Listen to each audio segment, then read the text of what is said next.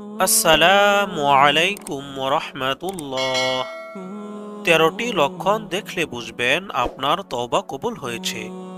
খুবই গুরুত্বপূর্ণ ভিডিওটি শুরু থেকে শেষ পর্যন্ত দেখতে থাকুন।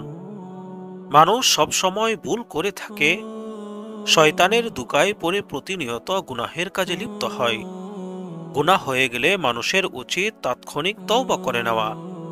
আল্লাহ তাআলা পবিত্র কোরআনে বলেন, হে ঈমানদাররা, তোমরা সবাই আল্লাহর কাছে তওবা করো, তবেই তোমরা নিঃসন্দেহে সফলতা লাভ করবে।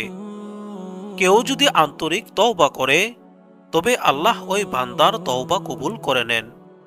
আর আন্তরিক তওবা যদি আল্লাহর কাছে কবুল হয়, তবে বান্দার আগের সব গুনাহ আল্লাহ মাফ করে দেন। তাই কখনো কোনো গুনাহ হয়ে গেলে সঙ্গে সঙ্গে তওবা করে নেওয়া উচিত। গুনাহের প্রতি ঘৃণা ও পাপ রোধের কারণে অনেকেই তওবা করেন, কিন্তু তওবা কবুল হয়েছে কিনা তা বুঝে ওঠা সম্ভব হয় না। একজন মানুষের পক্ষে নিশ্চিত করে বলাও কঠিন তওবা আসলেই আল্লাহ তাআলা কবুল করেছেন কিনা। তবে কিছু আলামত বা লক্ষণের মাধ্যমে একজন মানুষ বুঝে নিতে পারবেন তার তওবা কবুল হয়েছে কিনা। তওবা আল্লাহর কাছে কবুল হয়েছে তা বুঝার কিছু লক্ষণ হলো: 1 নাম্বার, আগের থেকে তওবাকারীর অবস্থা কিছুটা ভালো হওয়া, অর্থাৎ আগের তুলনায় নেক আমলের প্রতি আগ্রহ বেড়ে যাওয়া।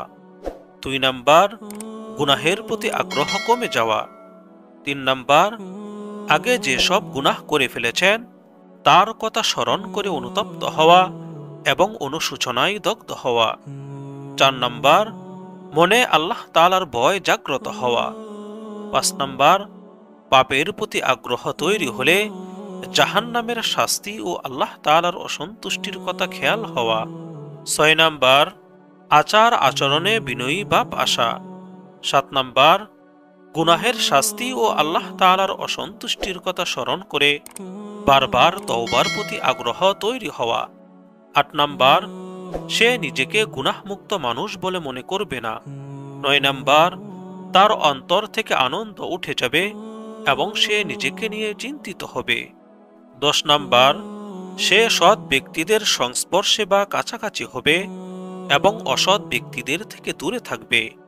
11 নাম্বার, সে দুনিয়ার অল্প জিনিসকে বেশি মনে করবে এবং পরকালের অনেক আমলকে অল্প মনে করবে। 12 নাম্বার, আল্লাহ তাকে যে বিষয়ের জিম্মাদারি দিয়েছেন সেইগুলোতে সে সবসময় ব্যস্ত থাকবে। 13 নাম্বার, সে নিজের জবানকে হেফাজত করবে ও সবসময় চিন্তা ভাবনা করবে আর গভীরভাবে দুঃখ ও অনুশোচনা করবে। তওবা করার পর কারো ভিতর এই লক্ষণগুলো দেখা গেলে আল্লাহ তাআলা তওবা কবুল করেছেন বলে ধারণা করা যেতে পারে।